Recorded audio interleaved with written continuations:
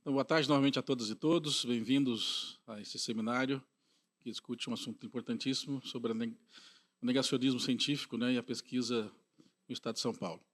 A mesa de agora vai falar sobre a defesa política das universidades e institutos de pesquisa no Legislativo Paulista, na Alesp. E, para isso, nós convidamos para fazer parte da mesa o deputado estadual Donato, do PT, também presidente da Frente Parlamentar pela implantação da Universidade Federal, Instituto Técnico Federal e Hospital ou Escola Federal na Zona Sul, da capital de São Paulo, e também líder da federação, agora Donato, desde março, Federação PT, PCdoB, PV na Alesp. Donato, vem para cá. Obrigado por ter vindo.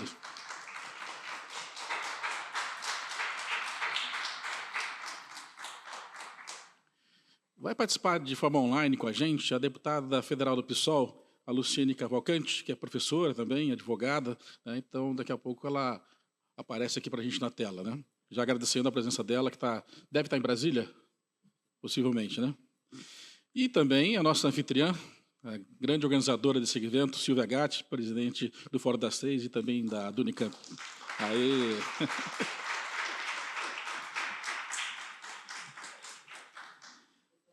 Ela é pouco conhecida aqui,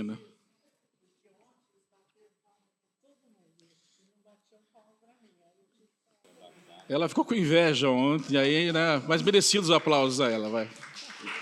Afinal de contas, não fosse ela, esse evento não estaria sendo acontecido também, Então, muito obrigado, Silvio, mais uma vez, pela acolhida e pela ótima organização do seminário. Bom, vamos começar a conversa? Você quer conversar com você, Silvio, ou passo para o Donato primeiro? Não, segue a ordem. Então, vamos lá. Se ela não entrar, eu entro. Tá ok. Donato, nós temos um desafio na Alesp bastante grande, que é a questão orçamentária que o Tarcísio tem fatiado, sobretudo na área da educação, na área da pesquisa. Já visto um projeto que está lá praticamente desmontando o Instituto de Pesquisa no Estado de São Paulo. Você acompanha diariamente e tenho visto que você tem feito uma oposição bastante contundente ao governo Tarcísio. Queria que você comentasse quais são os desafios na Alesp para que a gente possa defender as pesquisas públicas do Estado de São Paulo, as universidades públicas do Estado de São Paulo. Em particular, a Universidade Pública do Estado de São Paulo está com um desafio enorme agora com a mudança também da legislação tributária. Hoje em dia, as universidades são remuneradas, vamos dizer assim, tem o orçamento vinculado ao ICMS, e daqui a alguns anos isso vai mudar. Queria que você comentasse um pouco, fique à vontade. 20 minutos, tá bom? Bom, boa tarde, um prazer enorme estar aqui, agradecer o convite que vocês me fizeram e, enfim, ter esse diálogo. A gente tem conversado bastante sobre um assunto que é específico, mas a expressão do ataque à ciência e tecnologia, que é a questão da carreira dos pesquisadores nos institutos de pesquisa, mas é importante a gente tentar ter um panorama um pouco mais global aí de toda a história e dos desafios que nós temos. São Paulo tem um invejável parque científico, tecnológico, de pesquisa, de ciência e tecnologia, que foi construído ao longo dos anos, com muita luta, com muita participação dos cientistas, dos professores e também da sociedade. É curioso a gente lembrar que a Universidade de São Paulo, criada em 1934, ela é meio uma resposta da elite paulista à sua derrota em 1930 e 1932, e a tentativa de formar uma elite intelectual para o nosso Estado, nesse caso, e para poder formar quadros. E é curioso que essa elite que lá atrás construiu universidade e, ao longo do tempo, as outras universidades, a Unicamp, a Unesp, e a FAPESP, todo esse aparato e os vários institutos de pesquisa que nós temos, é a mesma elite que hoje sustenta um governo que trabalha para desmontar isso, ou pelo menos uma parte dessa elite, para ser até mais preciso.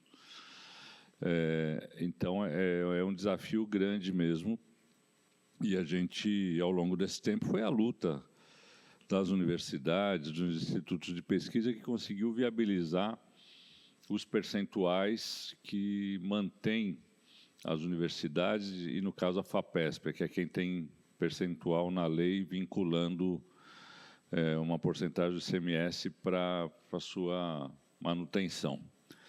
E, do ponto de vista da autonomia universitária, é fundamental ter esse orçamento garantido e não depender do governante de plantão ir para lá ou ir para cá. E mesmo com esse orçamento, essa fatia do ICMS, que já é um problema ser uma fatia do ICMS, porque o ICMS varia, né? Ele, nesse momento, ele também está patinando, está andando meio de lado, até porque boa parte do PIB paulista, que apesar de estar crescendo, é um PIB vinculado ao agronegócio, que paga pouco imposto. Então, você tem um PIB que cresce, mas percentualmente os impostos, o ICMS, que é o principal imposto do Estado, disparado, como tem muitas isenções.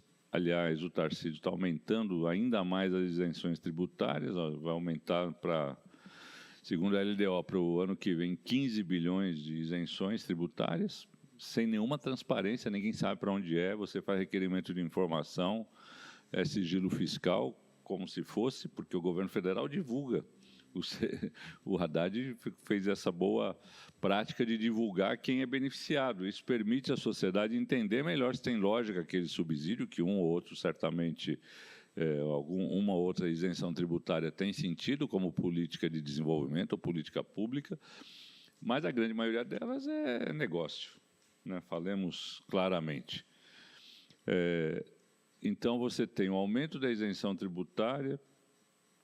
Isso prejudica, porque como as universidades e os institutos de pesquisa têm uma vinculação, você está tirando deles, como está tirando das prefeituras, né? Sem você poder opinar sobre isso e participar e debater publicamente, né? E muito menos a sociedade discutindo isso.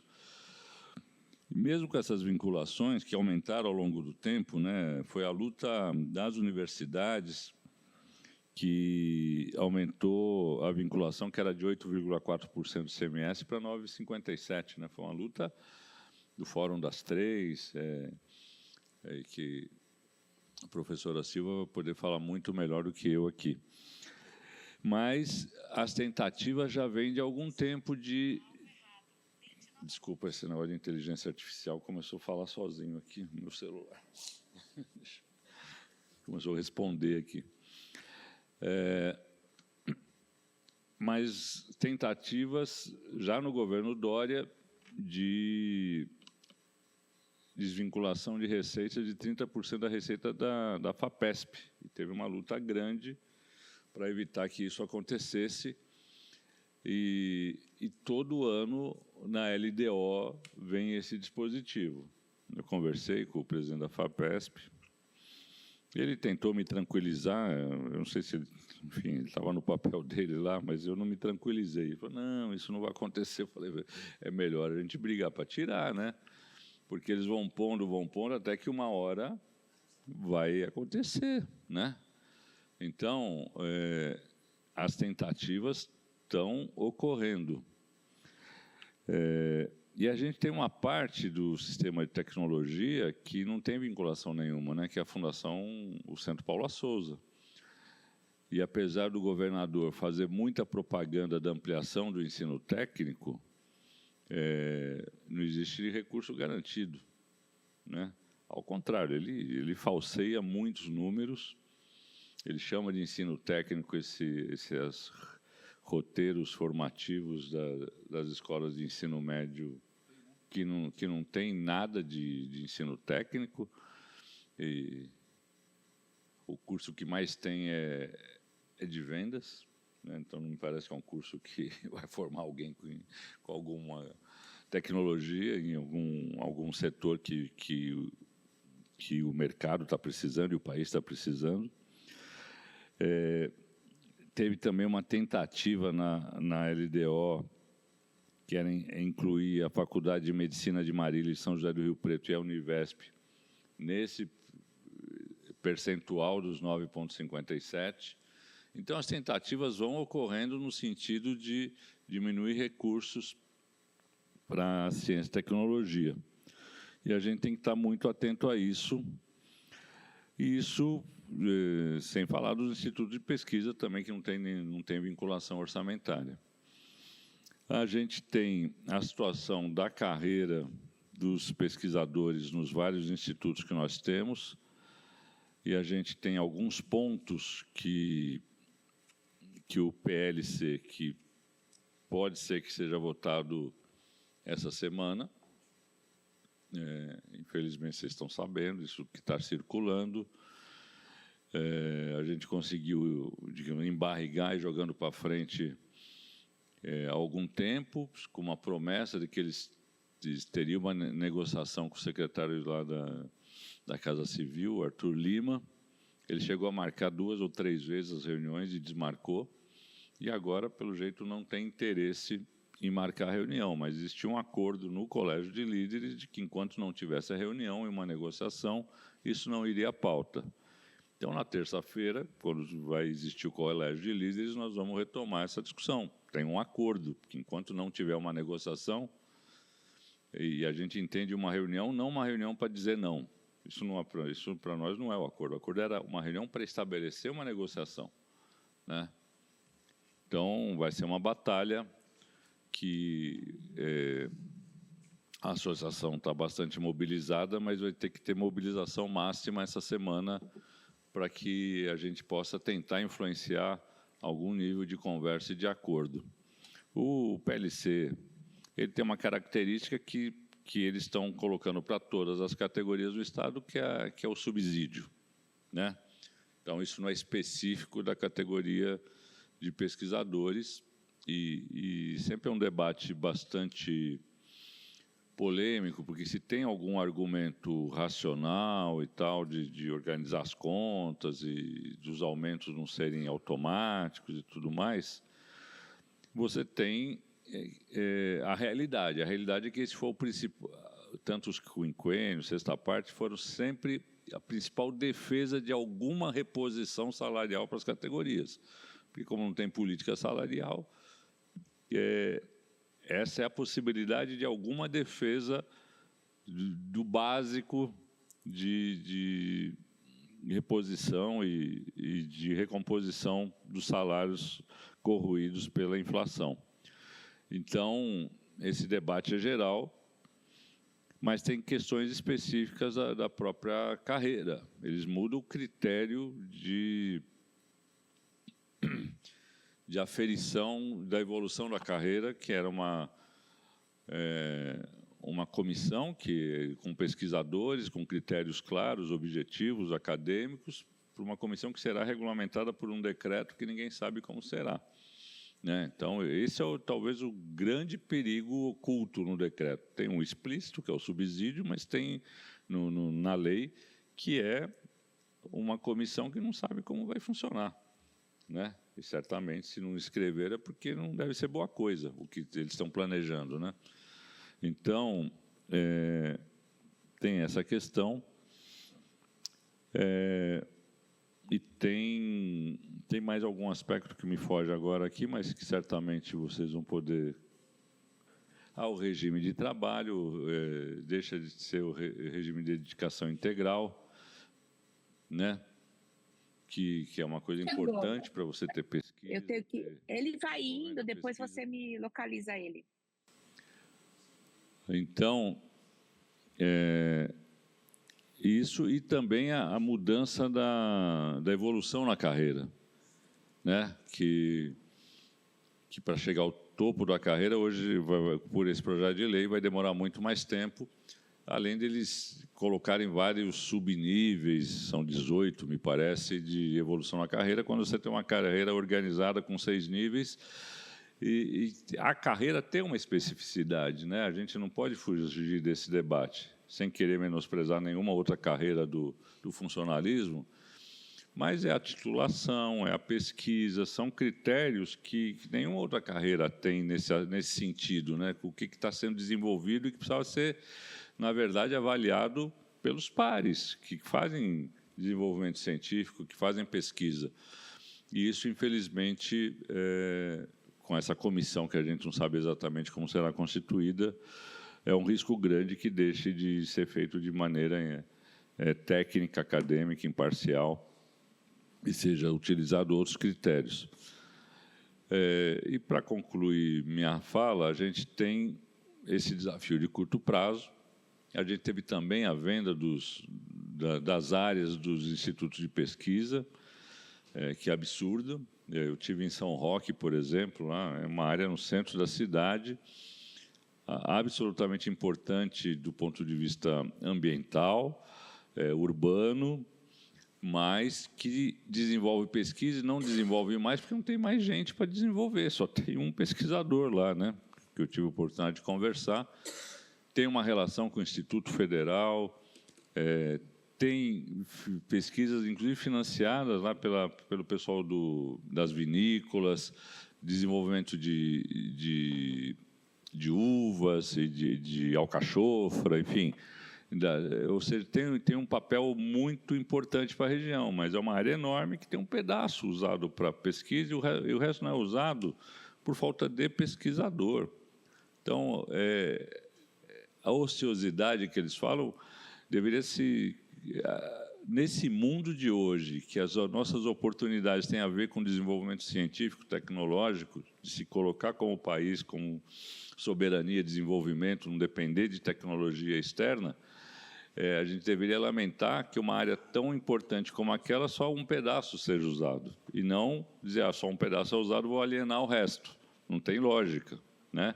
Isso vale para as várias áreas que tem no Estado, que vocês conhecem melhor que eu. Eu, infelizmente, conheci mais essa de São Roque mesmo. Tem a discussão de Campinas, né, que foi revertida graças à mobilização dos pesquisadores, dos cientistas, mais da sociedade, e sempre é um desafio a gente sensibilizar a sociedade para temas que às vezes não são tão prementes no debate público, mas que de alguma forma eles têm que se colocar, porque toda a perspectiva de desenvolvimento do país, como um país soberano, está ligado à sua capacidade de produzir ciência e tecnologia.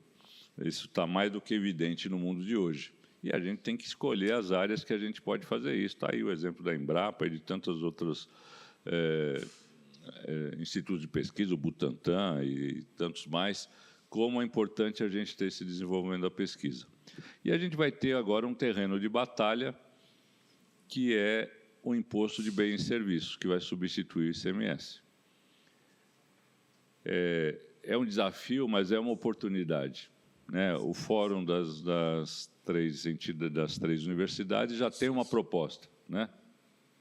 Já tem uma proposta de vinculação que eu não lembro bem, eu tenho anotado aqui em algum lugar. 8,64 a renda tributária líquida. 8,64 da renda tributária líquida. Mas a gente deveria aproveitar esse debate para também exigir a vinculação para os institutos de pesquisa e para o Centro Paula Souza. E, eventualmente, aumentar essa alíquota. A FAPESP não está nessa conta, né? Só as três. Então, tem a FAPESP, que hoje é 1% do ICMS. Então, a gente tem que efetivamente debater a partir dessa mudança tributária, que é um desafio, mas, como todo desafio, coloca essa oportunidade de, vai ter que começar do zero, então vamos ter que organizar uma grande mobilização em torno disso, mostrando a importância dos institutos, das universidades, para que a gente possa, de fato, desenvolver ciência e tecnologia. Os desafios são grandes. Nós estamos num governo que tem características negacionistas, ainda que um ou outro secretário, Varran, enfim, sejam pessoas que a gente possa ter um diálogo, mas que não tem poder nenhum dentro do governo. Vamos falar a real. Não tem poder nenhum, né? Nos atende bem, mas não consegue resolver, porque não passa por ele. Então, a gente tem lá um secretário da Fazenda, que era o segundo do Paulo Guedes, que deve estar mais preocupado lá com o que está acontecendo lá do ICMS, lá, com os desvios, com a fraude dos combustíveis, que tem muito rolo naquela secretaria. Não posso acusar ninguém, mas acho que está gastando muito tempo lá, não sei se pelo bem ou pelo mal, e tem uma política absolutamente restritiva de segurar o orçamento, de impedir os repasses. Hoje, os municípios, é curioso, todos sabem aqui, o PT tem 4 prefeituras, então nem conta na discussão. Não tem um prefeito que não fale mal do governo. Não tem um prefeito que não fale mal do governo. Eles não falam publicamente porque eles morrem de medo de perder, porque eles dependem muito dos repasses.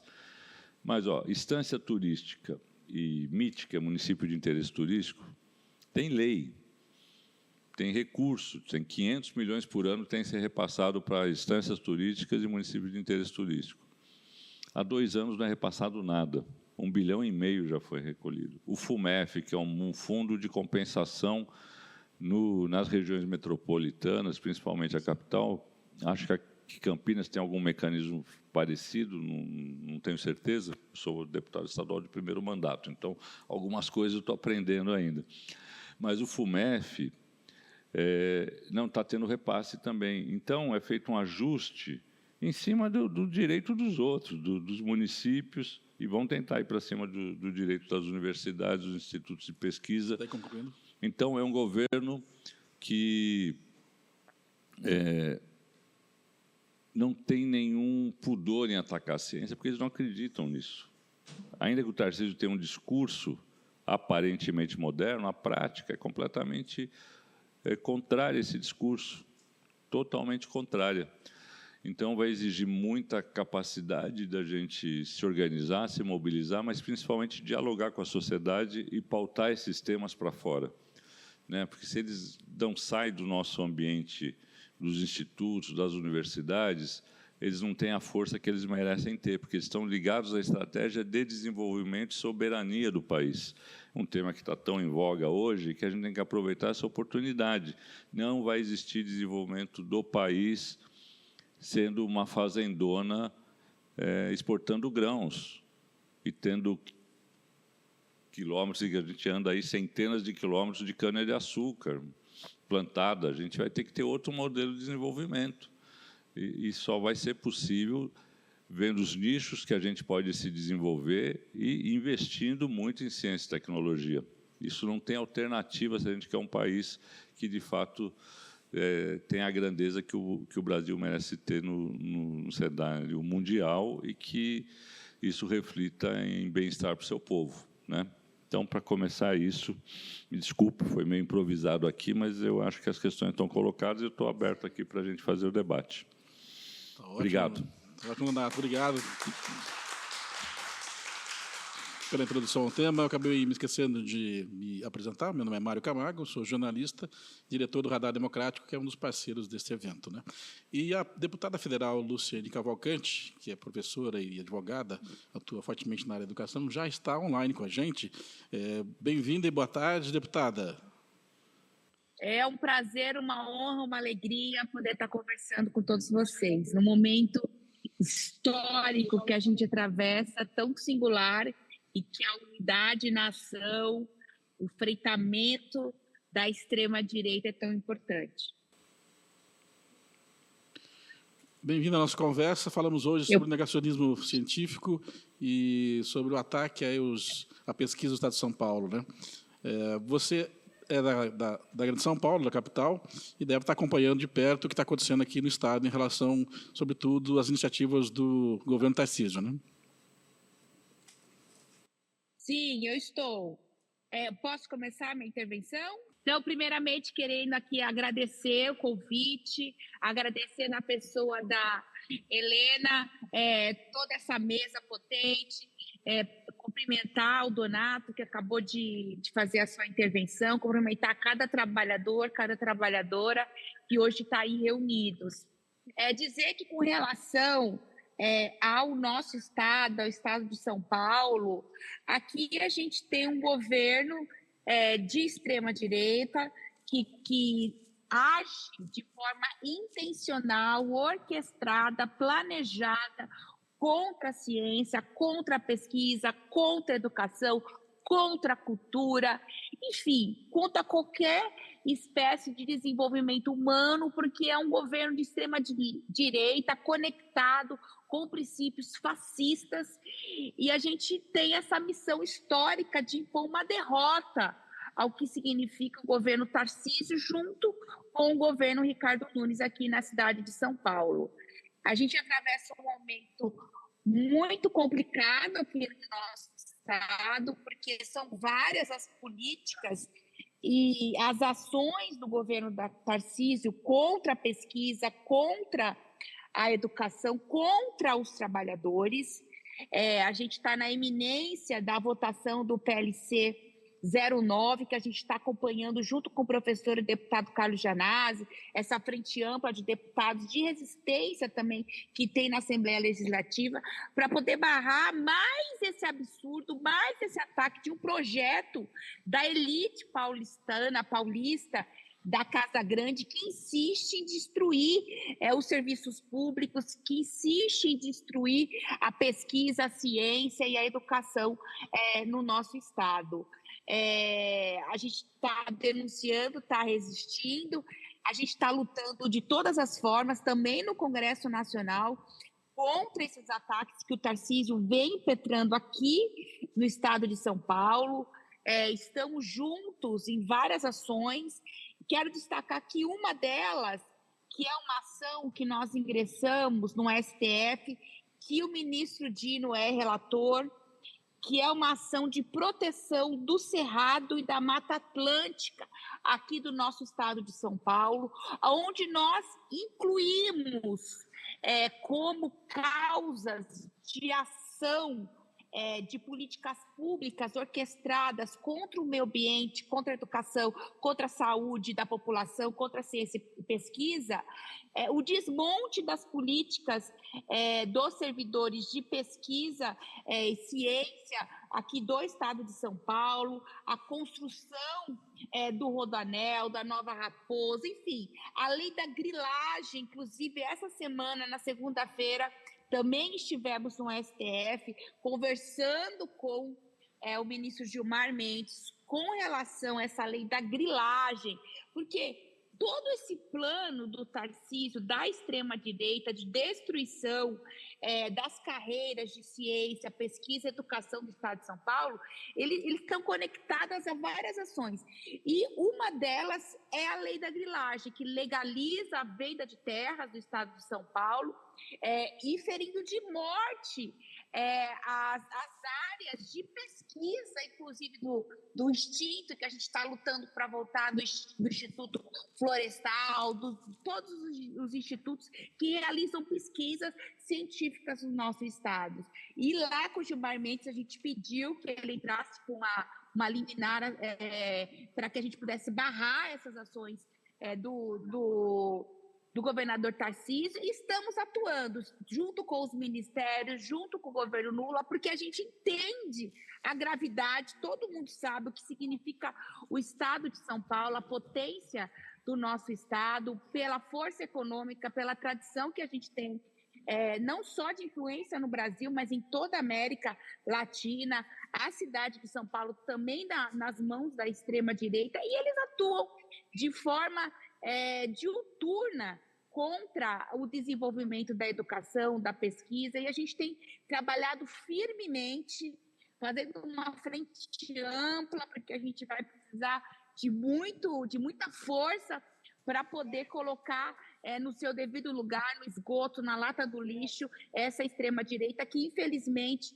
hoje está no poder aqui no estado de São Paulo. Eu acho que a primeira consciência histórica que a gente precisa ter dessa nossa tarefa, da magnitude que significa a gente estar aqui no estado de São Paulo, fazendo oposição, que qualquer projeto de ciência, de pesquisa, de educação, de ampliação desses direitos, de soberania, porque a gente falar em ciência e pesquisa, falar em soberania da nossa nação, nas suas mais amplas e diferentes formas, e falar sobre isso aqui no estado de São Paulo é um desafio, porque a gente tem no poder pessoas que são extremamente antagônicas a essa visão de desenvolvimento humano, social, sustentável do meio ambiente que a gente defende. Então, acho que essa é a primeira consciência, a primeira tomada de decisão,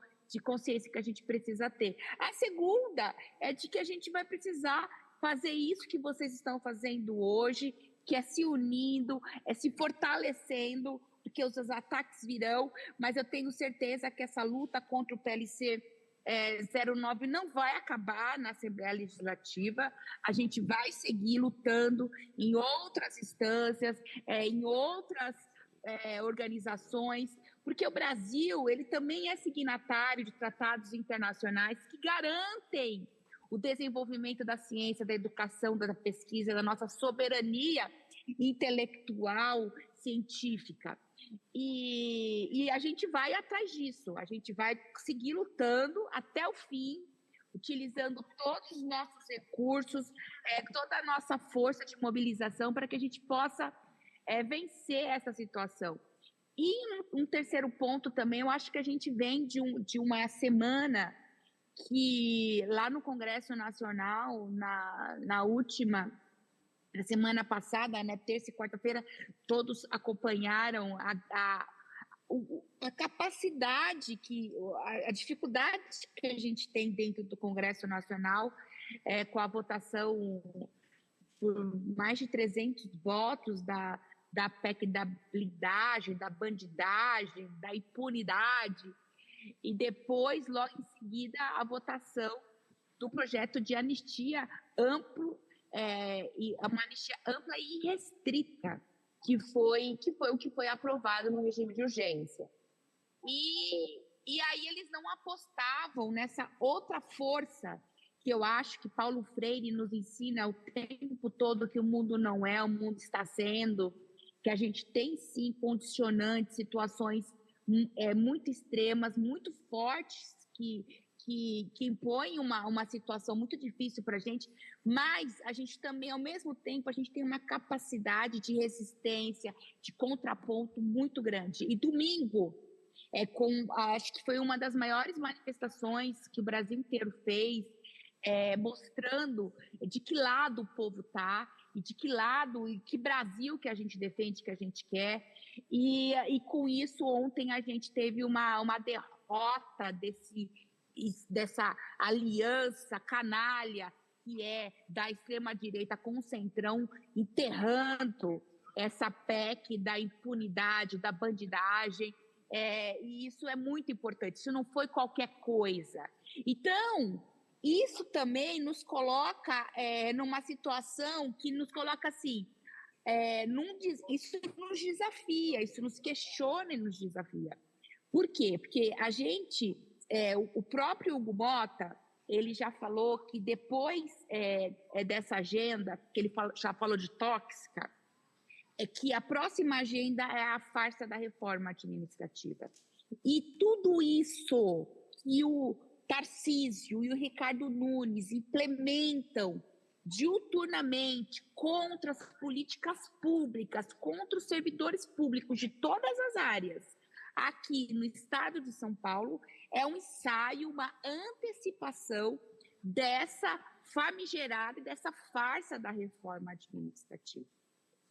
Porque você veja, o PLC 09 ele ataca carreiras de mais de 50 anos, carreiras que são estruturantes de pesquisa, que tem um conhecimento acumulado que não tem preço, isso não é precificável. E eles estão vendendo essa situação, essa carreira, esse conhecimento, esse patrimônio que é do povo de São Paulo. Eles são capazes de tudo. Eles são capazes de tudo. Então, eu acho que esse domingo, ele traz esse desafio para a gente, que é seguir nessa sintonia com o povo, seguir nessa sintonia com a comunidade, com as pessoas, com todo mundo que defende justiça, igualdade, um outro Brasil para a grande maioria dos brasileiros, e entender que, para a extrema-direita, nós, que somos servidores públicos, da educação, da ciência, da pesquisa, nós somos alvo. Nós somos alvo, porque para o projeto de poder deles precisa da nossa destruição. Faz parte do plano, do projeto de Estado, vassalo, submisso que eles pretendem implementar, que não haja essa autonomia de pesquisa, de ciência, de educação. Faz parte, é ideológico, faz parte do que eles imaginam para o futuro da nossa nação. E no domingo, a gente foi provocado nesse sentido, que a gente tem caminhos, que a gente pode fazer diferente, que a gente pode ousar, que a gente pode, sim, cada vez mais impor derrotas à extrema-direita. E o nosso próximo desafio, com certeza, vai ser essa farsa da reforma administrativa, que pretende, de uma vez por todas, impor uma lógica gerencialista de organização do Estado Democrático de Direito. Isso não é qualquer coisa. Eu estou falando Estado Democrático de Direito porque é sobre isso que a gente está discutindo aqui. Não é simplesmente sobre uma carreira isolada, não, é uma concepção de sociedade, de Estado, que estará em jogo através da reforma, dessa farsa da reforma administrativa, num contexto muito adverso, porque diferente da PEC da blindagem, a grande mídia não vai estar do nosso lado. A gente vai ter que fazer um trabalho de contraponto, de formiguinha, de base, demonstrando toda a ilegalidade e todas as armadilhas e golpes que existem dentro dessa ideia absurda de falar que se está combatendo privilégios quando eles aumentam a austeridade contra os servidores. 0,06% do conjunto dos servidores públicos do Brasil são esses que estão nesse nível de ganhar esses super salários, ter esses super direitos, que é a carreira da magistratura, que eles não vão enfrentar. Não vão enfrentar, porque já tem PL, já tem projeto de lei tramitando do PSOL, do Guilherme Boulos, para poder acabar com esses absurdos. E eles não põem para votar. Assim como eles nunca botaram para votar a reforma da aposentadoria militar que foi enviada pelo governo Lula, que é um outro absurdo. E eles não vão enfrentar essa questão. No final do dia, vai ser mais ataques, destruindo todas as carreiras de todos os servidores públicos, com a implementação de cima para baixo de subsídios para todo mundo, e esses subsídios virando bônus conectados a metas de meritocracias, que não é a lógica do serviço público. O serviço público ele não está submetido à lógica do investir menos para atender mais pessoas. A gente está na lógica de garantir equidade e direitos para todos. É outra lógica, que é ante a esse sistema que está aí colocado nessa farsa de reforma administrativa, que mesmo eu sendo titular do grupo de trabalho, eu não tive acesso ao texto até hoje. Ou seja, isso significa que os ataques serão de uma grande monta. Por isso que eu quero aqui aproveitar essa oportunidade, chamar todo mundo para essa luta, porque o Hugo Mota já falou que esse é o próximo ponto que ele vai colocar em debate assim que passar, assim que a gente votar a isenção de imposto de renda. Esse é o próximo ponto do Congresso. Agora, dia 1º, a gente vai fazer uma grande plenária, uma grande audiência pública lá na Câmara Federal, para a gente se juntar, unir forças, porque vamos lembrar o que aconteceu com a PEC da blindagem. Eles tomaram a decisão às 10 horas da manhã no Colégio de Líderes e, num único dia, eles votaram em 2 turnos esse absurdo dessa PEC, que todo o Brasil estava contra e eles votaram e tiveram votos. Imagina o que não vai acontecer com essa farsa da reforma administrativa. Então, chamar vocês, colocar o nosso coletivo Educação em Primeiro Lugar, junto com o professor Carlos Gianazzi, a gente está sempre luta. E, para finalizar minha fala, quero lembrar que a grande luta do nosso país, que nós somos a 9ª economia do mundo, é a disputa de orçamento. Essa é a nossa disputa, e a gente tem feito essa disputa buscando mais recursos para as universidades, para os institutos federais, buscando políticas de ampliação, de democratização, de permanência dos estudantes, buscando incentivo para que os nossos profissionais pesquisadores permaneçam no serviço público, fazendo essa luta como base do governo, mas muito conectada e muito certa da onde a gente veio, que a gente veio do serviço público. A gente representa no Congresso Nacional uma cadeira dos serviços públicos, da educação, e disso a gente nunca e não vai abrir mão. E a gente tem feito esse debate em todos os momentos que a gente pode, e quero, por fim, só falar que todas as pesquisas demonstram, infelizmente, que todas as vezes que a gente teve no nosso país reformas e cortes e ataques contra carreiras, as carreiras mais prejudicadas são de pesquisa e, de sobremaneira, as pesquisas ligadas ao meio ambiente. Então, não é por acaso que no Brasil hoje a gente tem um PLC 09. E nós, lá no Congresso Nacional, inclusive, fazemos esse debate junto com o MGI. O MGI, o Ministério de Gestão e Inovação, a ministra Esther, está ciente dessa situação, está contra essa situação, e sabemos que as primeiras carreiras que, historicamente, e esse tipo de reforma que está acontecendo aqui no estado de São Paulo pelo governo de extrema-direita do Tarcísio e do Ricardo Nunes, eles primeiro, e não por acaso, atacam a pesquisa, a ciência, sobretudo ligado às questões ambientais. E nesse momento da nossa história, da nossa humanidade, o Brasil sendo sede da COP30, tendo o Lula se comprometido e feito o discurso que ele fez, a gente tem forças e a gente tem condições de disputar essas narrativas dentro da sociedade e de avançar. Então, deixar o nosso coletivo de educação, primeiro, à disposição de vocês, agradecer por essa oportunidade de diálogo, de fortalecimento, e dizer que a gente está junto nessa luta. Deputada Luciane, muito obrigado pela sua participação.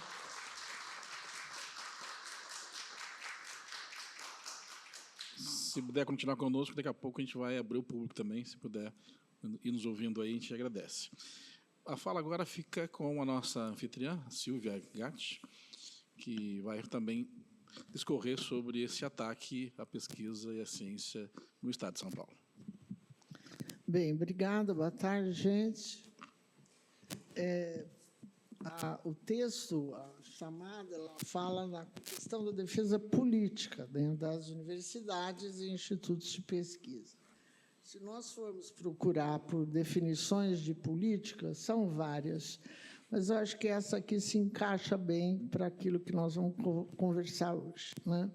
Obviamente, eu vou me restringir àquilo que eu tenho um conhecimento parcial, que é a questão das universidades, mas há algumas coisas, algumas sugestões que podem nos reunir novamente, né? A política está relacionada com aquilo que diz respeito ao bem público, à vida em comum, às regras, leis e normas de conduta dessa vida nesse espaço e, sobretudo, ao ato de decisão que afetará todas essas questões. Em suma, a política foi criada para regular os conflitos sociais. Se a política está relacionada com aquilo que diz respeito ao bem público, então a gente acha um encaixe perfeito para falar das questões da universidade, uma vez que as universidades públicas são um bem público, estabelecido lá no século passado, aqui no estado de São Paulo. A USP está fazendo 90 anos, né? E que, como ele comentou, a USP, na verdade, o que eles queriam fazer naquela época era criar cursos de engenharia para ter mais engenheiro no Brasil. Era esse o primeiro objetivo. Mas, como não se criava uma universidade só com uma área, puseram todas as outras, né? E criou-se a USP. No seu gigantismo atual, né? Na sua importância no cenário da ciência, da tecnologia, da formação de sujeitos, né? Que naquela época era a formação, né? De uma minoria branca, né, já ligada às grandes pessoas que tinham um estado de riqueza bastante avançado. E lembrando que a USP foi a última universidade a implementar cotas, e ainda não implementou cotas trans, precisa implementar lá também. Então, esse movimento, né, na USP de uma certa democracia maior, ele é bem mais lento do que aqui na Unicamp, porque a Unicamp ela é fundada na época da ditadura. Os acordos que foram elaborados para a criação da Unicamp, exatamente naquela época, são contados por aí, não plenamente, mas existe o Mandarim, existe uma série de outros livros que relatam essa história. A Unicamp vem criada e embasada numa teoria, né, que se tornou uma prática na fala, que aqui era uma universidade de pesquisa, né? E essa questão da universidade de pesquisa, ela graça ainda aqui entre nós, né? E a gente tem algumas dificuldades ainda com relação ao avanço social mais importante de um bem público que a gente tem que fazer, que é formação. Mas, nas questões que interessam e que têm esse entrelaçamento com a Assembleia Legislativa, a gente pode falar daquilo que é hoje, não o financiamento das nossas universidades, mas sim até mesmo um subfinanciamento. Esse financiamento, colocando algumas informações além daquelas que já foram colocadas, né, nós temos uma cota parte, nós temos 9,57% do ICMS da cota parte, 75% do ICMS. Okay? Essa é a parte das 3 universidades, divididas, né, de acordo com a própria história da USP, quando isso foi colocado. Como é que essa conquista aconteceu? E, junto com ela, veio o decreto da autonomia. Hoje, a autonomia das 3 universidades públicas paulistas é um decreto, né? Vem porque, talvez, né, na década de 80, as grandes greves elas eram de categorias. Nós somos docentes do ensino superior que nos juntamos aos docentes dos ensinos básicos anteriores, da época, e criamos uma população de quase 300 mil pessoas em greve no estado de São Paulo, falando com o Quércia, querendo aumento salarial. Né? Assim como hoje a categoria, as pessoas ligadas à PUESP têm essa relação, né, direta com a Secretaria de Educação, obviamente relacionada diretamente ao governador, nós também éramos sujeitos a isso. Ok? Conta a história, né, que nas nossas greves, um professor aqui da Unicamp pensou nessa questão do ICMS. E se atrelássemos aquele valor que viria na nossa cota parte ao ICMS. Conta a história, ele mesmo conta, que ele foi absolutamente rechaçado pelas assembleias que foram feitas aqui. Onde já se viu, não vai dar certo. Né? Mas ele insistiu, isso foi andando, acabamos por ir nesse sentido, e diz a história, né, que 2 docentes aqui da Faculdade de Economia, num avião, junto com o Quércia, porque eles eram secretários do Quércia, mas eram professores aqui também, insistindo com o Quércia para a questão da autonomia e tudo mais, disse o Quércia: eu não gosto deles, eles não gostam de mim, eles para lá, eu para cá, vou fazer autonomia. Deu autonomia e atrelou a questão ao ICMS, que, como ele disse, naquela ocasião era 8,64%. Hoje é 9,57%, depois de lutas da nossa categoria, né, ligada fundamentalmente ao Fórum das 6, que congrega as categorias de docentes e servidores, e junto com nós, com a gente, nós levamos os alunos e o pessoal do Sinteps, das FATECs e ETECs, mas mais FATECs, e conseguimos fazer com que esse valor fosse para 9,57. Mas isso não é decreto. Então, uma atitude política constante que tem que ser feita todo ano junto à LESP é garantir esses 9,57. A gente coloca, além desses 9,57, desliguei sem querer, valores maiores todo ano, com emendas à LDO, né? E o que a gente pede é que fique, no mínimo, 9,57, porque corremos o risco de estar desligando. É defeito.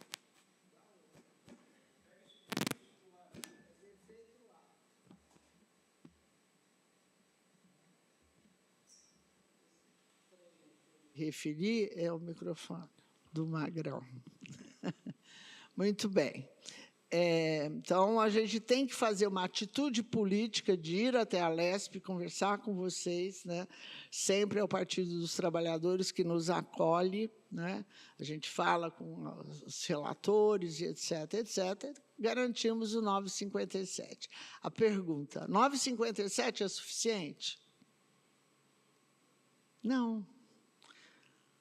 Se há uma vontade de que a nossa universidade, as 3 universidades paulistas, cresçam, se desenvolvam, atendam mais, né, tenham mais cursos de graduação ou outras coisas, porque o dinheiro, propriamente, para nós fazermos pesquisa, vem das agências de fomento, FAPESP, CNPq, e assim sucessivamente. Né? A FAPESP é realmente garantido para a FAPESP, é um decreto de que a FAPESP recebe 1%, né, do ICMS.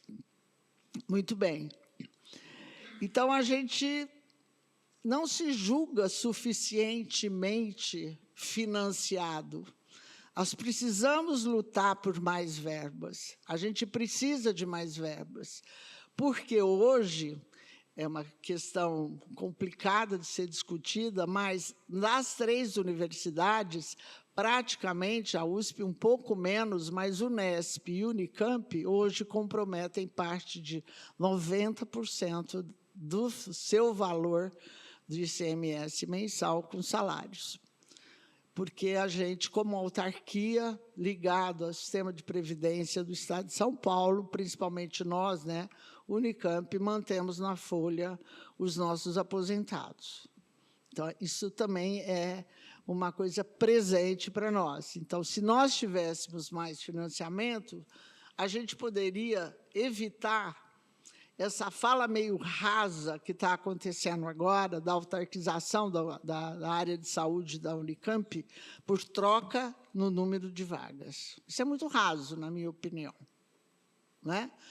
Dizendo que, se tirarem o Hospital das Clínicas, toda a nossa área da saúde hoje, criar uma nova autarquia, o Estado bancaria isso progressivamente ao longo do tempo, e o valor que nós, da universidade, comprometemos com a área de saúde, que hoje é significativa, 22% da nossa verba vai para a área de saúde, com salário, manutenção, infraestrutura e tudo mais. É complicado, né? Mas é isso, né? Não estou criticando, tá?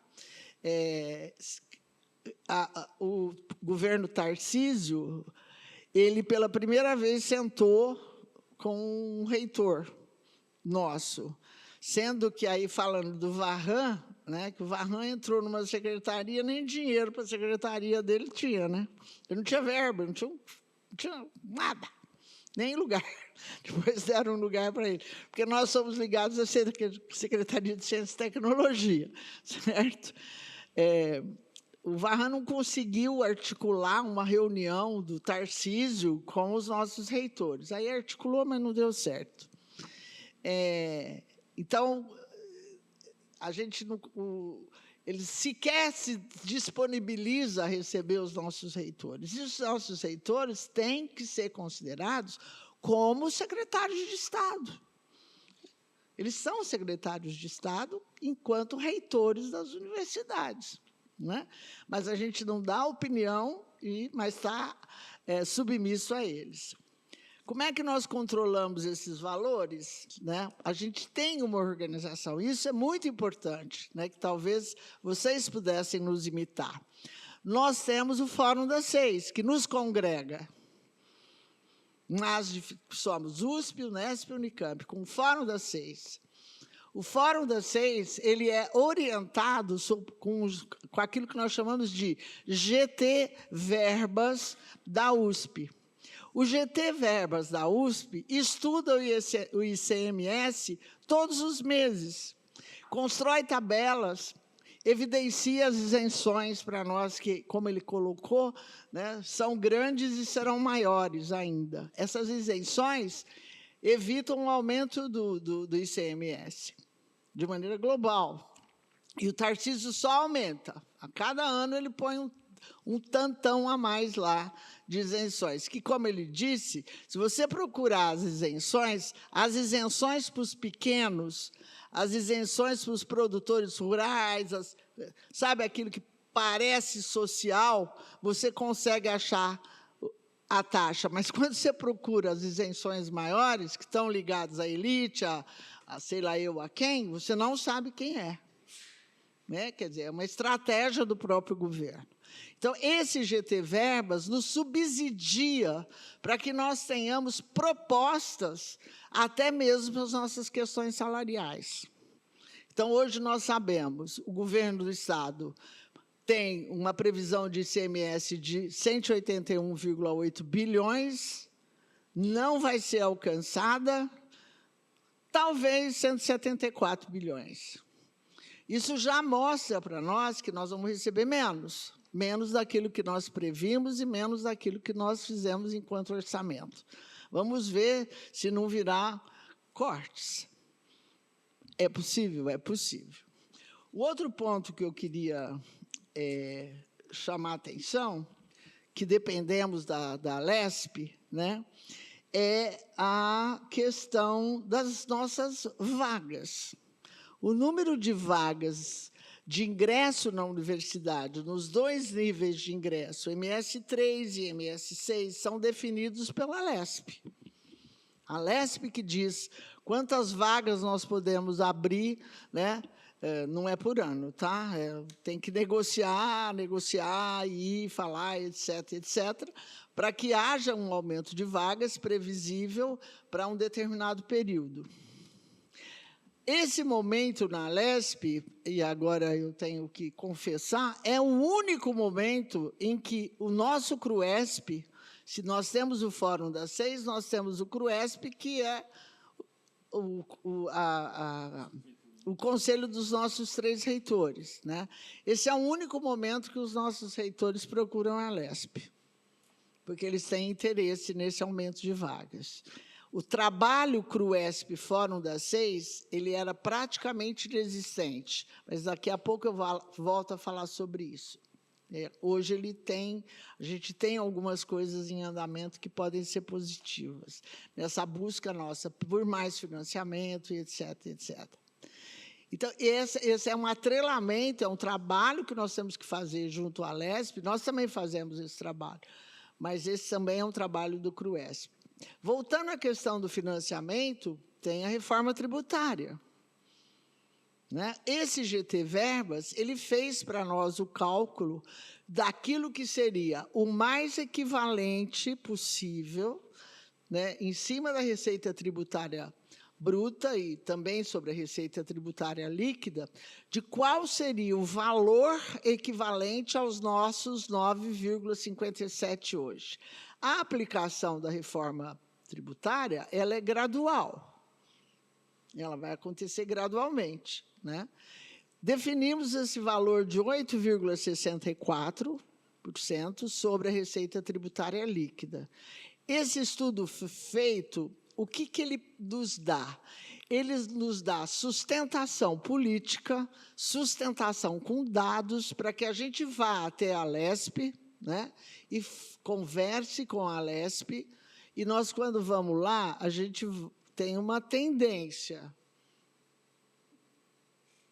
né, do meu lado aqui, o contrário dos seus. A gente vai lá na esquerda, né, porque são os nossos parceiros. Mas a gente não deixa de conversar com a direita também, porque o que a gente quer é a aprovação das nossas coisas, que é muito difícil, mas, enfim. Então, esse papel político, dessa vez, terá que ser feito em conjunto, tanto o CRUESP quanto o Fórum das Seis. Mas o CRUESP já disse que nós para cá, não, isso aqui é direita, nós para cá, eles para lá. Né? Certo? Mas vamos ver o que nós conseguimos avançar aí com relação a isso. Né? Nós apresentamos esse ano já para as diretrizes orçamentárias a nossa primeira proposta com relação à reforma tributária. Nós somos inovadores lá, viu? Nesse sentido, porque a gente, sabendo que ela é progressiva, a gente já colocou, né, que nós queremos entrar na reforma tributária de uma maneira calculada, prevista, que nos dá uma certa garantia para as nossas categorias das universidades, de que é possível que a gente mantenha, pelo menos, aquilo que a gente tem ainda hoje. Né? Então, isso está sendo bastante trabalhado por nós no Fórum das Seis. Há um outro ponto que eu acho que se faz necessário colocar aqui hoje é a questão daquilo que nós produzimos, né, e temos que transformar em políticas públicas. Né? Eu não vejo uma ação das 3 universidades muito nesse sentido. Eu acho que nós deveríamos levar pautas nesse sentido para a Alesp, porque, uma vez estabelecida uma política pública, ela é um bem comum, ela vai atingir a sociedade, ela vai ser importante, e pode ser em todos os aspectos, né? Tanto na área das humanidades, chegando até aquilo que ninguém gosta muito, mas a tal da inovação, porque não existe só inovação para o mal, também tem boas inovações que podem ser aplicadas, inclusive, nesse aspecto. Um outro ponto que eu acho que é importante que a gente coloque é o seguinte: o próximo ano é um ano de eleição, né? Nós vamos eleger um novo governador do Estado. Eu acho que nós trabalhamos muito pouco de maneira conjunta, no sentido de que nós tenhamos candidatos que tenham uma visão mais ampliada, que não sejam esses negacionistas aos montes que tem na Alesp hoje, né? Essas pessoas que não têm, elas não têm uma visão social, né? O máximo do social deles chega até na igreja deles, é o que eles conseguem ter, é só para a igreja deles, né? Desculpa falar desse jeito, mas eu penso assim mesmo. Nós podíamos, enquanto servidores públicos do Estado de São Paulo, fazer um movimento político, né, no sentido de elegermos candidatos que olhem para nós, os servidores públicos, não só a ciência como ciência, mas o servidor público, né, que possa evitar, inclusive, isso que foi colocado agora, esse desmando, essa coisa que a reforma administrativa vai trazer, que não vai ser bom, vai nos atingir. Lembrem-se disso. A universidade, ela tem autonomia, Mas uma fala que estou terminando, uma fala que a deputada falou está errada. Nós não temos soberania. Tanto não temos soberania que dependemos do nosso papel político junto à Alesp para que a gente consiga melhorias para a nossa universidade e, como consequência, para a sociedade. Então, nós precisamos nos articular melhor com relação a essa próxima eleição para que nós possamos, efetivamente, ter melhores pessoas, me desculpa, senhor deputado, sentadas na Alesp, né? Que não seja esse horror que tem lá hoje, inclusive com deputados, e aqui também em Campinas, vereadores, que vêm até as universidades para gravar vídeos para agradar para a próxima campanha política. Então, eu penso o seguinte, será que nós vamos ter que voltar para a década de 80? Será que nós não podíamos voltar para a década de 80 e todo o setor da educação se juntar e fazer movimentos efetivamente expressivos para nós, servidores públicos? Fazermos movimentos políticos, né, que podem se juntar a partidos, obviamente isso, né? Mas que nós tenhamos força diante do Estado, porque nós temos também, nós da universidade, vocês não deixam de ter essa função, que é o papel de formação. É o papel de formação de uma sociedade mais crítica. E se nós não fizermos isso agora, na teoria, você considera mudança geracional com 50 anos. Vocês têm filhos? Têm netos? Então, se nós não fizermos alguma coisa já, né, eles já vão sofrer, né, os seus netos, bisnetos, etc., etc., isso vai continuar até quando? Né? Quer dizer, na minha visão, é força, resistência, boas propostas, nós sabemos criar e fazer boas propostas, e na Alesp incomodar o máximo que nós pudermos, né, para que a gente tenha um retorno positivo para continuar com o financiamento financiamento público das universidades paulistas, que, como nós falamos ontem de manhã aqui, o público para o público. Tudo bem, eu entendo a questão de alguns institutos com recursos privados. Nós também temos recurso privado aqui, e muito. E muito. Pode até superar valores públicos, né? Mas também tem uma caixa um pouco fechada com relação a isso. Mas dinheiro público para o público, e só depende da gente. Se nós ficarmos nesse marasmo, eu vejo com dificuldade que a gente consiga avançar para melhor financiamento das universidades e dos próprios institutos. Desculpa, passei 1 minuto.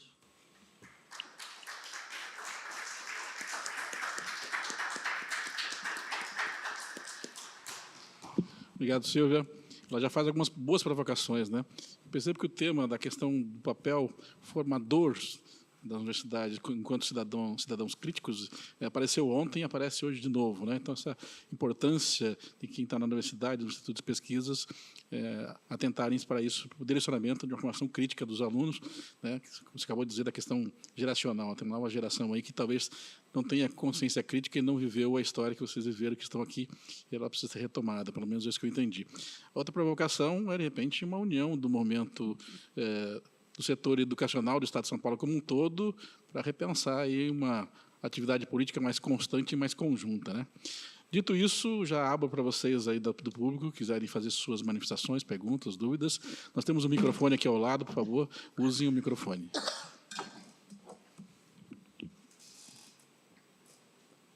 O deputado avisa que tem que sair daqui até as 4, então nós temos acho que 20 minutos ou meia hora com ele ainda.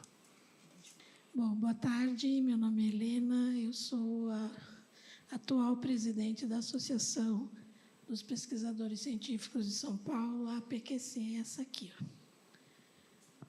Então, a fala do Donato, e especialmente, né, a fala dos parlamentares Donato e da Lucilene, colocam uma questão muito sensível assim para nós, né? Porque a gente vive numa situação de dependência hoje do legislativo, de São Paulo, do Congresso. Todas essas questões fundamentais para nós estão nessas mãos, né?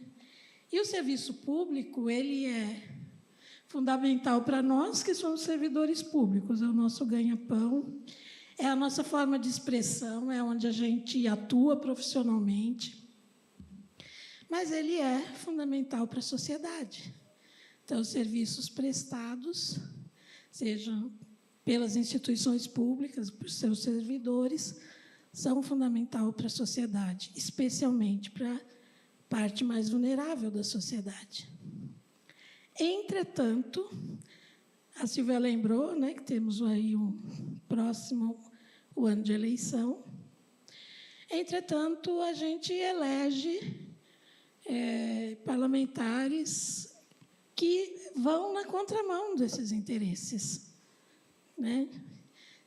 Então, assim, a união dessas organizações é que foi muito falado, Donato, você não estava ontem, hoje de manhã, mas a gente falou muito na importância da união, na importância, a Silvia falou novamente, né, de voltar aos anos 80, voltar a um momento em que houve uma união, em que houve um movimento sindical, um movimento de trabalhadores, que efetivamente trouxe mudanças, que trouxe uma evolução para a nossa vida, para a democracia no país e tudo mais. Um avanço.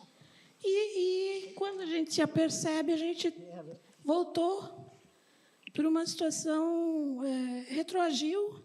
Estamos numa situação bastante apática, onde os movimentos são segmentados, né? Não há uma atuação conjunta, e onde a gente tem um parlamento que trabalha contra os interesses da sociedade. E aí a gente quer caminhos, né? Caminhos para avançar novamente, caminhos para como atuar para que haja uma eleição de um congresso, de uma assembleia que efetivamente defenda os nossos interesses. A gente sabe que houve todo um trabalho de desmonte da estrutura de educação em São Paulo, isso é gritante, e que isso não é por acaso, né? Então, uma educação pública fragilizada e cooptada, né, como está atualmente, não permite, né, o desenvolvimento crítico e a evolução dessa sociedade. Então, seria muito bom que a gente buscasse esses caminhos e a gente gostaria de ter dicas, iluminações nesse sentido. Obrigada. Obrigado a você, Helena. Quem mais gostaria de fazer alguma intervenção? A gente vai dar 3 minutos para cada pessoa e a gente avisa quando fizer 2 minutos. Por favor, vem aqui no microfone. Bom, boa tarde a todos, todas. Eu sou Silvia Amaral, sou da Unicamp, sou docente da Unicamp, na Faculdade de Educação Física. E queria parabenizar, eu não consegui estar nos outros dias do evento, então não sei muito bem como que foram as outras falas, mas eu queria assim, pedir, né, que vocês falassem para além do financiamento, né, quer dizer, porque assim, existe uma questão simbólica, né, colocada, não só nos projetos de lei, mas também nas falas, né, do que é o negacionismo científico, né?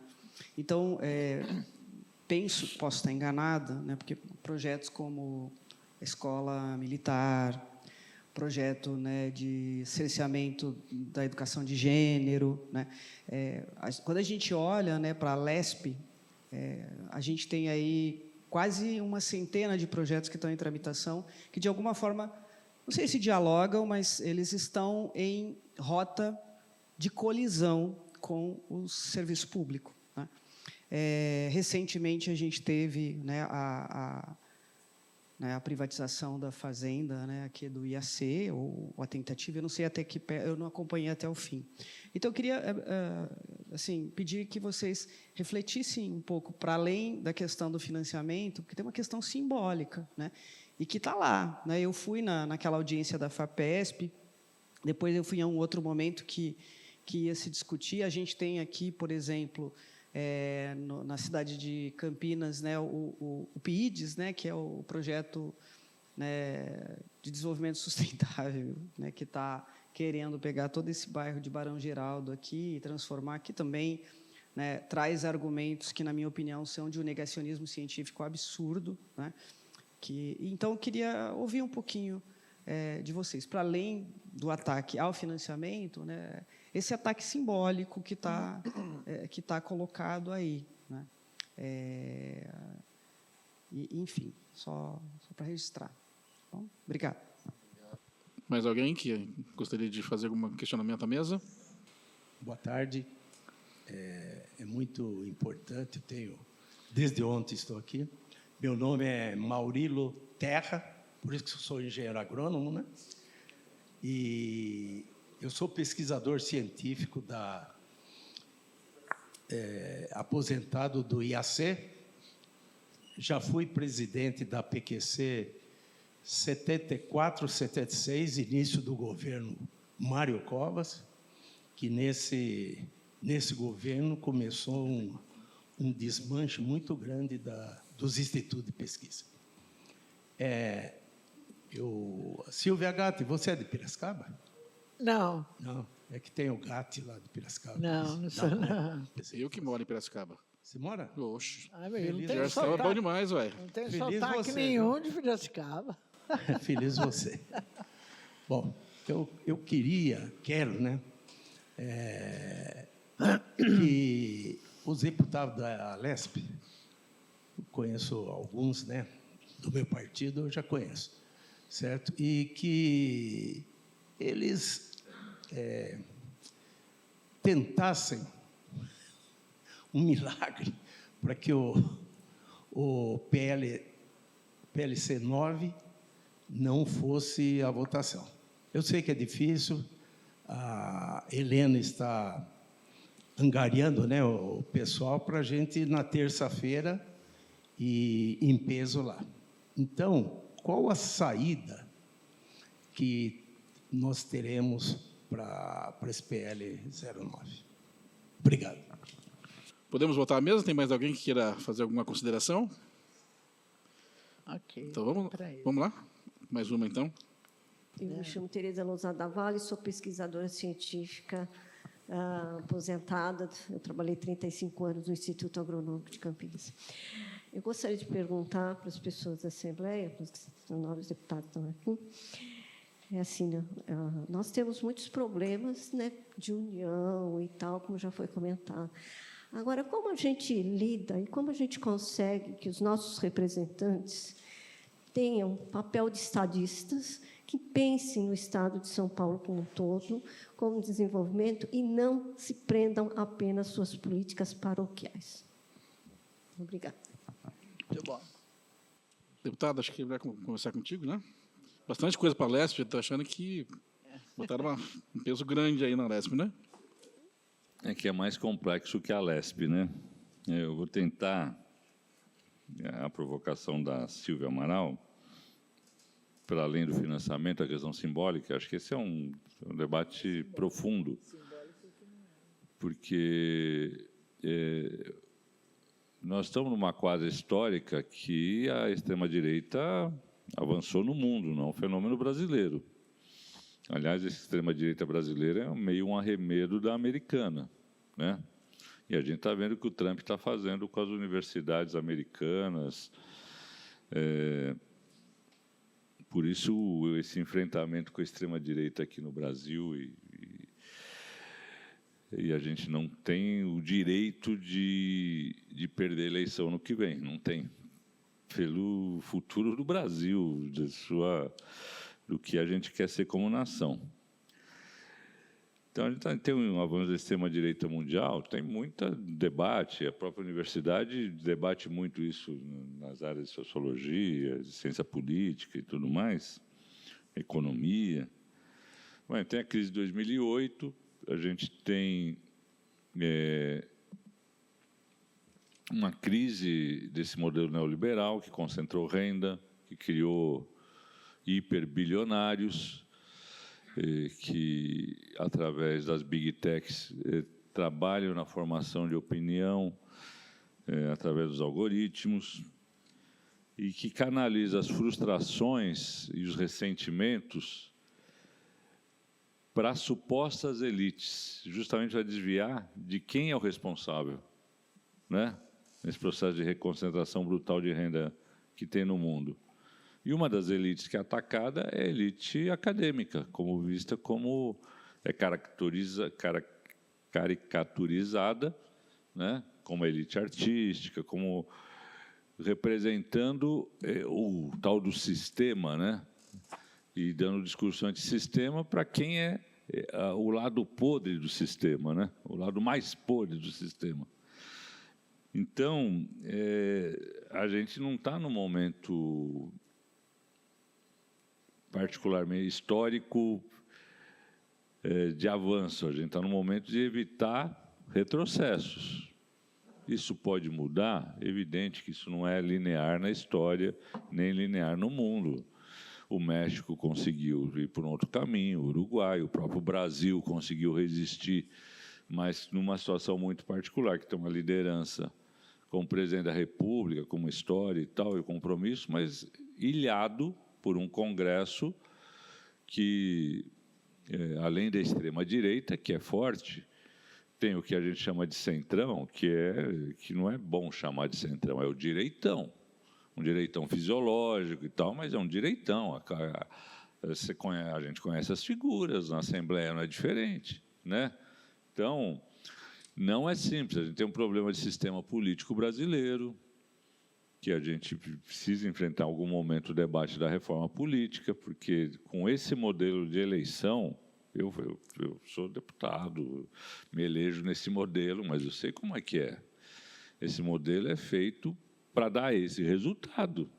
É muito difícil, nesse modelo, dar outro resultado, porque é um modelo que individualiza a disputa, não é em cima de programas, então não é lista partidária, não é o mínimo de debate de ideias, é de pessoas e com forte influência do poder econômico, que a justiça eleitoral fica lá vendo conta, a gente sofre, porque a gente faz a conta, a prestação de contas tudo certinha lá, e eles vão na vírgula da vírgula da vírgula, né? Eu fui multado porque eu contratei carro sem licença, mas na periferia, carro, né? Como é que você contrata um carro licenciado? Enquanto isso, milhões são feitos no caixa 2 por fora e ninguém olha. E agora uma parte disso é pelo crime organizado. Então, nós estamos numa situação difícil da nossa democracia. Então, o movimento que aconteceu no fim de semana é um alento, que pode significar uma retomada e uma virada. E a gente tem que apostar em aprofundar e debater a nossa pauta. E a pauta que interessa para o Brasil é a pauta da sua soberania. A pauta da soberania tem que ser traduzida, porque soberania é uma palavra que o povo não... Tem que ser traduzido o que Brasil a gente quer, né? Quais os desafios estratégicos que o Brasil precisa superar. E isso entra um desenvolvimento científico e tecnológico. Sem isso, o Brasil está condenado a ser uma fazendona. E voltar ao modelo de 1500. Né? A gente plantava cana aqui em 1500, continua plantando cana. Plantava soja, mas soja, milho, feijão, sem nenhum tipo de beneficiamento, de agregar valor, minério de ferro, agora os minerais raros, terras raras, o lítio, o nióbio, mas a gente sempre no modelo extrativista e exportador. Então, se a gente não conseguir sensibilizar a sociedade, e a universidade é fundamental para isso, para debater isso e pautar isso no processo eleitoral, o resultado vai ser o mesmo. se não for pior, porque cada vez mais a gente vê o crime e setores marginais do ponto de vista econômico, mas de lavagem de dinheiro, de fraudes e tal. A gente está vendo as operações todas totalmente imbrincado com a política, com a alta política, não é com os bagrinhos, não. Quando você vê lá o Rueda, Ciro Nogueira, tem outros que vão aparecer aí, pelo que a gente sabe, a alta política brasileira já está imbricada, porque como o crime organizado produz bilhões de reais, esse dinheiro dá comichão na mão do setor, né, do mercado financeiro, das fintechs, dos bancos, do caramba, e isso vai se juntando. Então, eu não quero fazer uma fala pessimista, mas eu preciso localizar realisticamente essa situação, né? A gente tem essa situação. Então, agora, a gente tem perspectivas que estão sendo abertas, né? Acho que tem um setor da sociedade que começa a despertar e se revoltando contra esse Congresso, porque é o pior Congresso da história. E acho que interessa falar isso, interessa a gente amplificar, porque pelo menos um setor da sociedade vai se preocupar um pouco mais com o voto dele. Porque a gente vê lá, é difícil também. Acha que é gostoso a gente ouvir os caras precisa de uma coisa de estômago, de não ir no pescoço do cara, porque é muita bobagem, é muita ofensa, é muita mentira, né? A mentira o tempo todo. E esse ataque ao que eles chamam de elites, né? Quando estão fazendo, não sei se aqui na Unicamp fizeram, mas deve ter feito também, mas lá na FEFELESH, lá na USP, né, na História, lá, agora é um ataque sistemático para gerar like, para gerar vídeos, mas é para desmoralizar a academia. Não é só o influenciadorzinho querendo ser vereador ou deputado. Ali é um projeto, isso aí não sai do nada. Isso tem think tanks organizados, financiados por sei lá quem, né? Mas por alguns a gente sabe. Então, é uma batalha difícil de civilização e barbárie mesmo, né? E a universidade significa, de maneira o lado mais avançado da civilização, né? O conhecimento, né, onde se concentra o conhecimento, o desenvolvimento, a pesquisa, é a universidade, e por decorrência, os institutos de pesquisa.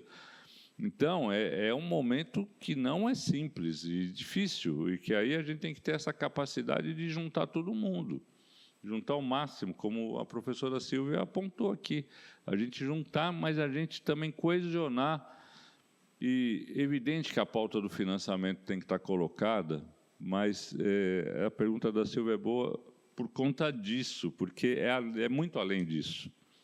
Isso é um desdobramento do que eles querem fazer, que é uma disputa muito maior. Que a gente está vendo o Trump chantageando as universidades americanas de uma maneira brutal, né? Diretamente. Então, se você não disser quem é a favor da Palestina, eu corto o fundo. Se você não acabar com políticas afirmativas de gênero e tudo mais, eu corto o fundo, e corta mesmo, está cortando, não é? E algumas universidades se dobrando a isso, né? Então, é um cenário difícil.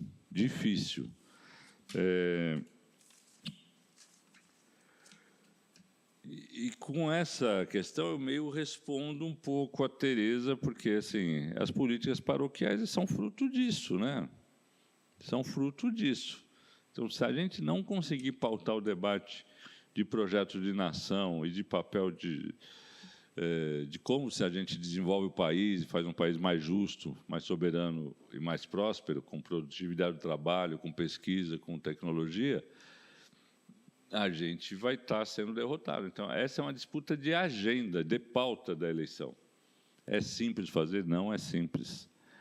Mas a gente tem que fazer um esforço grande para isso. Acho que as entidades se posicionarem nisso, não é posicionar partidariamente, mas ela tem que se posicionar com um programa, para a gente ir além e sair dos muros da universidade para tentar dialogar mais amplamente na sociedade. E a segunda pauta, que eu acho que aí um problema que os partidos não conseguiram, pelo menos os partidos de esquerda, ou quem acredita, porque não são só os de esquerda, tem partidos de centro e tal, que em algum momento a discussão da reforma política foi uma discussão que parecia que ia andar no Congresso e depois recuou tudo para trás. Mas tem que voltar esse debate, porque nesse modelo de eleição o produto vai ser esse. Um pouquinho melhor, um pouquinho pior. Temo que seja um pouco pior.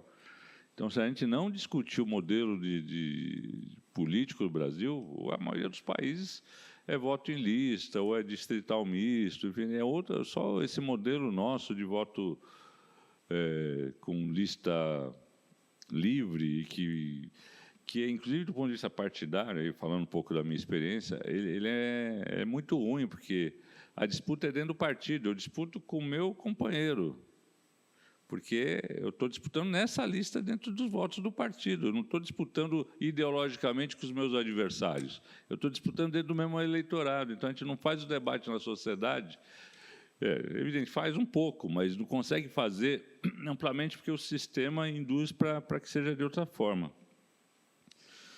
Então, quanto ao nosso predestinado, né, como diria ali o Macaco Simão, né? Maurílio Terra, agrônomo, né? Predestinado. Né? Nosso predestinado, como não é simples lá, mas nós vamos fazer todos os nossos esforços. Eu senti que a presença permanente de vocês lá incomodou muitos. Isso é suficiente para mudar voto? Não sei. Difícil, porque quando vem ordem do governador, a gente tem uma base lá. Assim, só contar da minha experiência pessoal. É meu primeiro mandato de deputado estadual, mas eu fui 18 anos vereador na cidade de São Paulo. E na cidade de São Paulo, por bem ou por mal, tinha uma dinâmica melhor, legislativa. Eu tenho uma teoria minha aqui, de cientista político de Araque aqui, é que lá como o malufismo, o petismo e os tucanos foram executivo, e cada um foi oposição também, se valorizou mais o espaço do parlamento e você não tem bases tão submissas. Mas na Assembleia é impressionante. Na Câmara Municipal tinha uma máxima lá em São Paulo. Projeto do Executivo não sai como entrou. Era uma máxima. E todos os... Então, o Executivo já se preparava para ter emendas, para dar algum docinho para casa, nem que fosse pequeno, mas para ter algo... Na Assembleia é o contrário. Não se mexe em projeto do Executivo. E, às vezes, para melhorar o projeto, coisas da base, não se mexe, é impressionante. Então, é um parlamento que vem com uma base muito submissa, muito pulverizada, porque cada um é de um lugar, os deputados são muito ligados a prefeituras e dependem muito do governo do Estado, então, o poder do Executivo é ainda maior. Agora, eu acho que sensibilizar o deputado no seu território sempre é uma coisa que funciona. Então, nas cidades que eles têm origem, se tem algum instituto de pesquisa, se tem alguma área de pesquisa lá, procurar gente da cidade, isso sempre causa algum ruído e algum efeito. Então, a gente tem que ser inteligente na pressão. E estar presente lá, conversando com todo mundo, apresentando as reivindicações, para a gente ver se a gente consegue abrir um canal de negociação, porque do ponto de vista do Estado, é uma categoria bastante pequena, né? São 9 mil, 2 mil, né, ativos e inativos, né?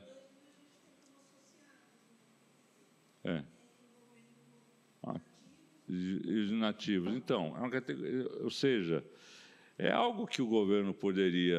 Não muda a vida do governo, do ponto de vista financeiro, nada, mas eles estão muito no princípio do subsídio, e daí decorre os outros ataques da categoria. Então, de tentar sensibilizar que tem que ter uma negociação, tem que tratar diferente, nós vamos lutar até o fim lá. E é muito importante a presença de vocês, e quem tiver contato com deputados nas suas cidades, era importante fazer uma visita, buscar o escritório político do deputado, tentar uma abordagem para a gente tentar sensibilizar e ter algum tipo de apoio, porque no Colégio de Líderes, eu faço parte do Colégio de Líderes, A presença de vocês, em alguns momentos, fez com que o Olim falasse, não, pô, tem que dar mais tempo, o Milton Leite Filho falasse, ou seja, sensibilizou o Rogério Nogueira. Então, nós não podemos entregar. É difícil, não vou esconder para vocês, é difícil, mas se a gente não lutar, não acumular, aí está perdido mesmo. Então, acho que a gente tem que tentar, e a nossa bancada, a gente vai organizar para obstruir, para forçar uma negociação. Vamos falar com o pessoal também, e acho que não vai ter dificuldade a gente organizar a bancada da oposição para ter uma obstrução forte para buscar uma negociação. Agora, tem uma questão, eles estão sem pauta para a Assembleia. É impressionante, é um governo que não tem pauta para a Assembleia. Então, a Assembleia, quem está acompanhando, não está acontecendo nada, né? Está lá. Então, isso atrapalha um pouco. Se eles tivessem outros projetos, a gente poderia, a obstrução desse, atrapalhar outro mais importante para o governo. Mas eu não estou vendo isso. Mas, de todo jeito, a gente vai batalhar muito na obstrução e é muito importante a presença de vocês lá. Então, é isso que eu posso falar hoje. Eu gostaria de ser mais otimista, mas eu não vou entregar os pontos antes da hora. A gente só corre quando vê a cobra. Do rastro da cobra, a gente não corre. Então, por enquanto, é o rastro. Muito bom. Obrigado, dona deputada. Eu vou falar rapidinho. Vamos lá, Silvia. Me parece que é um... Eu vou lembrar aqui o seguinte. A Silvia Amaral fala da questão do símbolo, né? Os dois exemplos que ela trouxe não estão inseridos naquilo que me foi colocado para falar, Silvia, porque o que me foi colocado para falar é a questão das universidades e institutos de pesquisa no Legislativo Paulista. Não é? PIDES é uma coisa relacionada à cidade de Campinas, até tem algumas informações do resultado da reunião do Concidade ontem, que eu estive presente, né? E eu não vejo as atitudes do FEDER, né, como secretário da Saúde, como símbolo de nada, né? Até porque elas são reais. As atitudes que ele tem tentado trazer e fazer com uma escola cívico-militares, a questão do ZEJA com 500 alunos e outras atitudes a plataformização, né? Eles não pedem antes, eles entram com aquilo, né? E eles estão perdendo em vários nos níveis da justiça acima de São Paulo, né? Com esses casos que você nos apresenta aqui. É óbvio que as universidades, como um centro, um lugar de estudo, as universidades são absolutamente contra as escolas cívico-militares. Nós podemos até ir até a Assembleia Legislativa e fazer uma defesa contra, né, as escolas cívico-militares e tudo que esse secretário de Estado tem tentado fazer com relação à educação. Ele não nos atinge, porque nós não estamos abaixo, nós não estamos ligados à Secretaria de Educação, e sim à Secretaria de Ciência e Tecnologia. Mas isso não quer dizer que nós, da universidade, não possamos fazer esse papel de levar a discussão, o contraponto, tentar evitar coisas nesse sentido, né? Quando eu falo de financiamento, eu falo do financiamento por quê? Porque é sob o financiamento que nós conseguimos, de alguma maneira, organizar a universidade. A universidade ela precisa de uma organização, né? Porque para que ela possa se movimentar dentro dela mesma e para fora, né? E eu termino a minha fala com a questão da política pública, por quê? Porque é isso. O legislativo, né, é aquele que vota a política pública, é aquele que determina que o Estado aplique aquela política pública. Mas isso não basta, porque depois nós temos que ser vigilantes com relação a essa aplicação, que, como você mesmo colocou, Donato, tem um monte de coisa que acontece e tem um monte que né? E tem um monte de coisa que não acontece, apesar de ter sido determinado pelo nosso legislativo. Então, a gente tem que estar de olho o tempo todo. A gente tem uma certa aversão. Aí, o Donato colocou muito bem a nossa situação do Estado de São Paulo hoje, com relação à Câmara, né, daquilo que vocês nos representam, ela é extremamente negativa. Nós não olhamos para vocês com um olhar positivo de acreditar, e aí eu vou usar você, né, que é possível sonhar.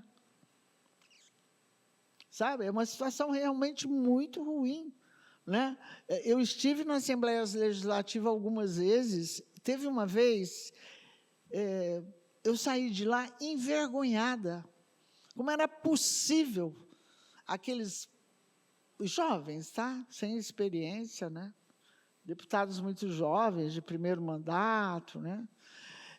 Falando absurdos aqueles. Olha o que a Assembleia Legislativa, não de agora, mas anterior, colocou as universidades num tipo de o quê? Uma CPI das universidades, exigindo que nós mandássemos para lá toneladas de papel, porque eles queriam ver nossa produção. Então, e falar coisas que são absurdas, que é total ignorância. Então, quando você pega uma pessoa que está ali para representar, para cuidar do público, e é ignorante, o mínimo que a gente tem que sentir é vergonha, né? Então, é muito nesse sentido, Silvia, né? A minha fala não é a questão primária do financiamento, é porque foi isso que me foi colocado, para que eu colocasse, trouxesse para vocês, porque a nossa luta é sempre pelo financiamento também, né? Mas eu coloquei todas as implicações políticas e sociais do papel da universidade com relação a isso que nós precisamos fazer. Eu queria fazer a última fala, que eu não vou mais subir aqui, posso? Só para me despedir assim, de todos, agradecer demais a presença de vocês. Vocês serão sempre muito bem-vindos. Vou aproveitar uma sugestão que me foi dada, né? Agora à tarde, viu, Bezerra, Rogério, ela veio trazer... Qual é o seu nome, desculpa? Roseli. A Roseli veio me trazer uma proposta que eu achei muito legal, que é a proposta de nós nos reunirmos. Num dia a gente faz uma reunião, marca uma data, aí quem puder vir, vem, né? Mas de vocês que estiveram conosco nesses 2 dias, para que nós possamos fazer uma avaliação do que nós fizemos aqui esses 2 dias. A que conclusões chegamos e aí nos juntarmos para aquilo que podemos fazer juntos, né? Já que existem... Nós conseguimos fazer com os institutos se integrassem às universidades, que as universidades se preocupassem com vocês, de alguma maneira. Aqui nós tivemos USP, Unesp, Unicamp, né? Eu acho que a gente pode fazer um encontro, né, em que nós levantemos as conclusões, ou seja, não esqueçam de já anotar, para não esquecer, e a gente faz aqui uma revisão desses dias que nós estivemos juntos, e, quem sabe, a partir dessa revisão, a gente tenha propostas consolidadas e efetivas de atuação, tanto para os institutos de pesquisa como para as 3 universidades. Ok? Muito obrigada por vocês estarem aqui. Bezerra, foi ótimo. Me desculpe, às vezes, que eu fui um pouco avançada, assim, agressiva, querendo resolver as coisas, mas foi tudo bem, eu gostei de tudo e de todos. Obrigada. A do Unicamp está sempre à disposição de vocês. Obrigado, Silvia.